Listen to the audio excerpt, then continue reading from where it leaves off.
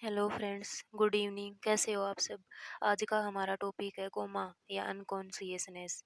इसकी डेफिनेशन देखते हैं। It is defined as a deep sleep like state from which patient can not be aroused. कि जो coma है वो एक ऐसी स्टेट है जिसके अंदर जो पेशेंट है वो डीप स्लीप की स्टेट के अंदर चला जाता है। जैसे हम डीप स्लीप के अंदर हमें अपने इन्वायरमेंट या अपने आसपास से क्या हो रहा है उसके बारे में कुछ भी पता नहीं होता, उसी तरह कोमा भी एक ऐसी स्टेट है जिसके अंदर पेशेंट बेहोश हो जाता है और उसे अपने इन्वायरमेंट या उसके चारों तरफ क्या हो रहा है उसके बारे में उसे कुछ भी पता नहीं होता है। ये कोमा की डेफिनेशन है। फिर हैं कोमा के कोज कि कोमा क्यों होता है। पहला है मेटाबॉलिक कोज, जिसके अंदर है डायबिटीज़। अगर पेशेंट को डायबिटीज़ है उसकी वजह से अल्कोहलिज्म, अगर वह ज़्यादा मात्रा में अल्कोहल का यूज़ करता है। Drug induced, example sedatives drugs. जो सेडेटिव्स ड्रग्स होती हैं वो हम अपनी बॉडी को रिलैक्स करने के लिए यूज़ करते हैं। अगर पेशेंट उन ड्रग्स को ज़्यादा मात्रा में लेता है तो उसकी वजह से भी उसे कोमा की कंडीशन अराइज हो सकती है। यूरेमिया, अगर उसके यूरिन के अंदर ब्लड प्रेजेंट है या उसकी किडनी है वो अच्छी तरह से प्रॉपर ब्लड का फिल्ट्रेशन नहीं करती है तो उसके ब्लड के अंदर जो वेस्ट प्रोडक्ट हैं वो रह जाते हैं, जिसकी वजह से कोमा अराइज हो सकता है। लीवर फेलर, अगर लीवर फेल हो गया हो उसकी वजह से। फिर अगला है ट्रोमा, ब्रेन कॉन्फ्यूजन, अगर ब्रेन के अंदर कोई प्रॉब्लम हो रखी है, उसके अंदर कोई इन्फ्लामेशन या इन्फेक्शन वगैरह हो गया हो उसकी वजह से भी। हेमेटोमा होता है कि किसी ट्रॉमा की वजह से किसी भी स्थान पर ब्लीडिंग होकर वो उसी जगह पर स्किन के नीचे इकट्ठी हो जाए, ब्लड इकट्ठा हो जाए, उसे बोलते हैं। अगर ब्रेन के अंदर कोई ट्रॉमा हो जाए और वहाँ से ब्लीडिंग होकर वहीं इकट्ठी हो जाए तब भी हमें कोमा की कंडीशन अराइज हो सकती है। आगे है सेरिब्रोवैस्कुलर डिसऑर्डर। इसमें है हाइपरटेंसिव इंसेफेलोपैथी। ये हाइपरटेंशन का एक प्रकार है। हाइपरटेंशन के अंदर जो ब्लड का प्रेशर है वो ज़्यादा हो जाता है। उसी हाइपरटेंशन को हम पढ़ते हैं, हाइपरटेंशन को, उसी का एक कॉम्प्लिकेशन है, इमरजेंसी कंडीशन है। ब्रेन हेमरेज, अगर ब्रेन के अंदर हेमरेज है, ब्लीडिंग हो रही है या किसी ट्रोमा की वजह से, तो उसकी वजह से भी कोमा अराइज हो सकता है। सीवीए है सेरिब्रोवैस्कुलर एक्सीडेंट, अगर ब्रेन के अंदर कोई चोट वगैरह लग गई हो तो उसकी वजह से भी कोमा अराइज हो सकता है। फिर फिजिकल एजेंट है। फिजिकल एजेंट के अंदर है हाइपोथर्मिया। हाइपोथर्मिया होता है बॉडी का जो टेम्परेचर है वो नॉर्मल से कम हो जाए, और हाइपरथर्मिया बॉडी का टेम्परेचर नॉर्मल से ज़्यादा हो जाए। फिर है इलेक्ट्रोलाइट इम्बैलेंस, अगर बॉडी के अंदर इलेक्ट्रोलाइट होते हैं उनका इम्बैलेंस हो जाए तो हमें कोमा की कंडीशन अराइज हो सकती है। इसमें पहला है हाइपो नेट्रीमिया, हाइपर कैल्सीमिया और हाइपोक्लेसीमिया। इसमें इलेक्ट्रोलाइट इम्बैलेंस के अंदर हाइपोनेट्रीमिया है, उसके अंदर तो जो ब्लड के अंदर जो सोडियम का लेवल होता है नॉर्मल, उससे नॉर्मल वैल्यू से कम हो जाता है। हाइपर कैल्शियमिया के अंदर जो कैल्शियम का लेवल होता है, नॉर्मल वैल्यू होती है कैल्शियम की, वो नॉर्मल से ज़्यादा हो जाती है ब्लड के अंदर। और हाइपोकैल्सीमिया के अंदर जो ब्लड के अंदर कैल्शियम का लेवल होता है वो नॉर्मल से कम हो जाता है। फिर है इन्फेक्शन, मेनिंजाइटिस, अगर स्पाइनल कॉर्ड और ब्रेन की जो मेम्ब्रेन होती है, आउटर मेम्ब्रेन होती है, अगर उसके अंदर कोई इन्फ्लामेशन हो जाए तो कोमा अराइज हो सकता है। इनसेफेलेटाइटिस होता है ब्रेन के अंदर इन्फ्लामेशन हो जाना, ब्रेन के जो टिश्यू होते हैं उनके अंदर इन्फ्लामेशन हो जाए तो भी हमें कोमा की कंडीशन दिखाई देती है। फिर है कार्सिनोमा, ब्रेन ट्यूमर, अगर ब्रेन के अंदर ट्यूमर हो रखा है, कोई गांठ वगैरह हो रखी है तो उसकी वजह से भी कोमा अराइज हो सकता है। फिर इसके diagnostic test for unconscious patient, अगर पेशेंट अनकॉन्शियस है तो हम उसको उसके लिए क्या क्या टेस्ट करेंगे। पहला है स्कल एक्सरे, जो उसका स्कल है उसका हम एक्सरे करेंगे। सेरिब्रल एंजियोग्राम, ये एक टेस्ट होता है जिसके अंदर उसके पेशेंट का जो हेड है, ब्रेन है, वो प्रॉपर फंक्शन कर रहा है या नहीं उसके बारे में हम पता लगाते हैं। ईईजी है इलेक्ट्रो इंसेफेलोग्राम, ये एक टेस्ट होता है जिसके अंदर भी हम ब्रेन के फंक्शन के बारे में पता लगाते हैं। एमआरआई होता है मैग्नेटिक रिजोनेंस इमेजिंग, इसके अंदर हम ब्रेन के अंदर कोई भी अबनॉर्मलिटी है या कुछ और प्रॉब्लम है, इन्फेक्शन वगैरह हो रखा है उसके बारे में पता लगाते हैं। फिर metabolic test for unconscious patient. पहला हम सीबीसी करेंगे, complete blood count. Electrolyte electrolyte होते हैं जैसे ब्लड यूरिया नाइट्रोजन, इनका हम टेस्ट करेंगे। LFT liver function test. Arterial blood pressure, जो उसकी आर्टरी हैं उनके अंदर ब्लड का जो प्रेशर है वो कितना है, हम उसको चेक करेंगे।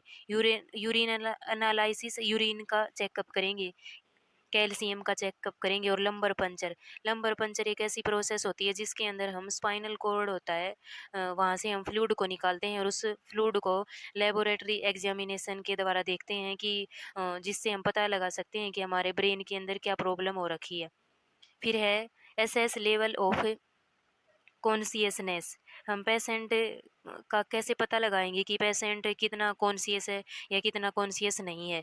By Glasgow coma scoring system, ये एक स्केल होता है जिसके द्वारा हम पेशेंट कितना कॉन्शियस है या नहीं है, कितना रिस्पॉन्स कर रहा है या नहीं, उसके बारे में देखते हैं। आई ओपनिंग रिस्पॉन्स, अगर उसकी आंखें खुली हैं तो वो कितना रिस्पॉन्स कर रहा है। वर्बल रिस्पॉन्स, हम पेशेंट को बोलते हैं तो हमें वो रिटर्न में कुछ बोलता है या नहीं, उसे कुछ फ़ील होता है या नहीं, आवाज़ सुनाई देती है या नहीं, ये देखते हैं। चो चेक मोटर रिस्पॉन्स, कि अपनी बॉडी से रिलेटेड वो कोई रिस्पॉन्स करता है नहीं, हाथ-पैरों को हिलाता है नहीं, आँखों को झपकाता है या नहीं, ये सब हम देखते हैं। फिर है नर्सिंग असेसमेंट, कि नर्सिंग असेसमेंट हम अनकॉन्शियस पेशेंट का क्या-क्या करेंगे। पहला है collection patient history by his her relative, patient के जो भी रिलेटिव हैं उनसे हम उसकी हिस्ट्री को कलेक्ट करेंगे। ऑब्जर्वेशन ऑफ स्कल, पेशेंट की जो स्कल है उसका हम ऑब्जर्वेशन करेंगे। Pupil of eyes by Glasgow scale, जो ग्लासगो स्केल है उसके द्वारा हम उसके जो प्यूपिल हैं आई के, उसका रिस्पॉन्स या वो कैसी मूवमेंट कर रही है उसका चेकअप करेंगे। टाइप्स ऑफ रेस्पायरेशन, वो रेस्पायरेशन कैसा कर रहा है उसके बारे में असेस करेंगे। Nutrition level of patient, patient का न्यूट्रिशन लेवल चेक करेंगे कि वो कितना खाना खा रहा है या नहीं खा रहा, या उसके अंदर किसी न्यूट्रिशन की कमी हो रखी है, ये सब हम असेस करेंगे। उसके बाद में ऑब्जर्वेशन ऑफ हुअल बॉडी, उसकी हुअल बॉडी का असेसमेंट करेंगे हेड से लेकर फुट तक। चेक दी रेगुलेशन ऑफ बोल एंड ब्लैडर, कि हम वो यूरिन पास आउट कर रहा है या नहीं, स्टूल पास आउट कर रहा है नहीं, इसको उसकी रेगुलेशन के लिए हम उसका चेकअप करेंगे। फिर है नर्सिंग डायग्नोस, हम क्या क्या करेंगे। Ineffective breathing pattern related to aspiration, कि हम उसके ब्रीदिंग पैटर्न को देखेंगे रेस्पायरेशन के अकॉर्डिंग, वो कितना रेस्पायरेशन कर रहा है, और उसका ब्रीदिंग पैटर्न कैसा, वो सांस ले रहा है या नहीं ले रहा। अल्टर्ड टिश्यू परफ्यूजन, अगर टिश्यू के अंदर ऑक्सीजन वगैरह की कमी हो रखी है तो उसका असेस करेंगे। अल्टर्ड बॉडी टेम्परेचर, उसका जो बॉडी टेम्परेचर नॉर्मल है या नहीं उसको चेक करेंगे। Risk for injury related to unconsciousness, कि पेशेंट अनकॉन्शियसनेस की कंडीशन में है, कोमा की कंडीशन में है, तो उससे रिलेटेड उसको क्या क्या कॉम्प्लिकेशन हो सकती हैं और क्या क्या इंजरी हो सकती हैं, उनको हम उनका असेस करेंगे हम। Impaired physical mobility related to loss of motor function, उसके कोमा की कंडीशन की वजह से मोटर फंक्शन है, बॉडी से रिलेटेड जो फंक्शन है वो उनके अंदर इम्पेयर्ड आ रखा, बाधा आ रखी है, तो हम उसको चेक करेंगे। Altered nutritional less than body requirement related to unconsciousness, patient unconscious है तो हम उसकी बॉडी को जो रिक्वायर है न्यूट्रिशन की वो पूरी हो रही है या नहीं, उसे कितनी ज़रूरत है, उसको हम चेक करेंगे। बोवल इनकॉन्टिनेंस, जो पेशेंट है उसका स्टूल है वो अपने आप पास आउट हो रहा है या नहीं, ये देखेंगे। अल्टर्ड यूरिनरी एलिमिनेशन, कि अनकॉन्शियस है पेशेंट तो वो यूरिन कंटिन्यू पास कर रहा है या नहीं।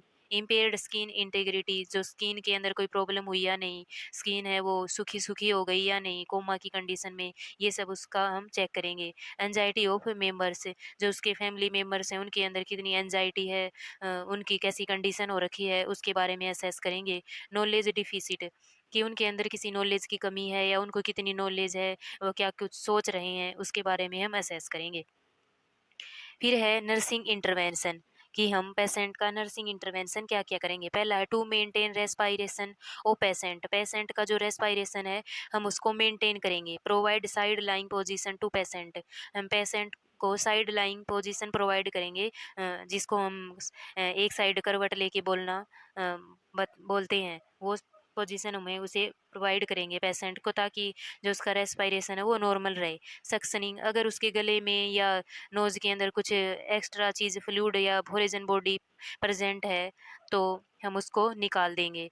एडमिनिस्टर O2, हम पेशेंट को O2 प्रोवाइड करेंगे। फिर दूसरा है टू प्रोमोट टिश्यू परफ्यूजन, को प्रमोट करेंगे। Administration IV fluid as prescribed, doctor ने जो भी प्रिस्क्राइब्ड किया है आईवी फ्लूइड हम उसको एडमिनिस्टर करेंगे। O2 supply as ordered, patient को अगर O2 की ज़रूरत है तो हम वो उसे O2 प्रोवाइड करेंगे। ऑब्जर्व फॉर ओवर हाइड्रेशन और डिहाइड्रेशन, ओवर हाइड्रेशन हो रखी है तो उसके लिए ऑब्जर्व करेंगे, या डिहाइड्रेशन उसकी बॉडी के अंदर पानी की कमी हो रखी है तो उसके लिए हम पेशेंट को ऑब्जर्व करेंगे। फिर है मेंटेन नॉर्मल बॉडी टेम्परेचर, जो पेशेंट का बॉडी टेम्परेचर है उसको हम नॉर्मल करके रखेंगे। इफ़ हाइपोथर्मिया, हाइपरथर्मिया, अगर पेशेंट को हाइपरथर्मिया हो रखा है, उसकी बॉडी का टेम्परेचर नॉर्मल से ज़्यादा हो रखा है तो हम क्या क्या मैनेजमेंट करेंगे। Antipyretic drugs should be given, हम एंटीपायरेटिक ड्रग्स पेशेंट को प्रोवाइड करेंगे। एंटीपायरेटिक ड्रग्स हम पेशेंट को फीवर के लिए देते हैं या उसका बॉडी का टेम्परेचर ज़्यादा हो रखा है तो प्रोवाइड करते हैं। Give sponge bath, sponge bath होता है कि हम कपड़े को गीला करके उसकी बॉडी के ऊपर लगाते हैं। फिर है इफ हाइपोथर्मिया, अगर बॉडी का टेम्परेचर नॉर्मल से कम हो रखा है तो हम क्या मैनेजमेंट करेंगे। Cover with blanket to patient, patient को ब्लैंकेट से कवर करेंगे। इंक्रीज टेम्परेचर ऑफ रूम, का जो टेम्परेचर है हम उसको बढ़ा देंगे। इंक्रीज सॉरी इंक्रीज करेंगे, बढ़ाएंगे। प्रिवेंट इंजरी, पेशेंट को हम इंजरी से प्रिवेंट करेंगे। Put call bell near to the patient, patient के पास हम काल बेल रख देंगे, 1 घंटे के जैसा होता है, जिससे पेशेंट को कोई भी प्रॉब्लम हो तो वो काल बेल को बजा देगा, जिससे उसके पास नर्स या डॉक्टर पहुंच जाएगा। प्रोवाइड साइड रेल्स, बेड की साइड में जो साइड रेल्स होती हैं हम वो लगा देंगे ताकि पेशेंट नीचे ना गिरे। Provide mobility, provide active and passive exercise to patient, हम पेशेंट को पेसिव और एक्टिव जो एक्सरसाइज होती हैं वो प्रोवाइड करेंगे ताकि वो थोड़ी बहुत मूवमेंट कर सके। Maintain nutrition, record intake for assess quantity and quality, हम पेशेंट को देखेंगे कि उसने कितना इनटेक किया है, रिकॉर्ड करेंगे उसकी क्वांटिटी और क्वालिटी के। फिर है provide feeding by Ryle's tube according to diet plan, और उसके डाइट प्लान के अकॉर्डिंग हम उसको नेजोगैस्ट्रिक ट्यूब लगा देंगे। वो कौन अनकॉन्शियस है, वो माउथ के द्वारा तो कुछ खा नहीं सकता, तो हम नेजोगैस्ट्रिक ट्यूब के द्वारा उसे फ्लूइड या फूड प्रोवाइड करेंगे। मेंटेन रेगुलर बोवल फंक्शन, इसमें हम ensure adequate fibre in diet और ट्यूब फीडिंग, हम पेशेंट को एडिकेट फाइबर प्रदान करेंगे। एडमिनिस्ट्रेशन स्टूल सॉफ्टनर प्रदान करेंगे ताकि वो स्टूल इजीली पास आउट कर सके। ओके फ्रेंड्स, आज हमने पढ़ा कोमा, इससे रिलेटेड अगर आपको कोई भी डाउट है तो आप मुझसे पूछ सकते हैं। Thank you.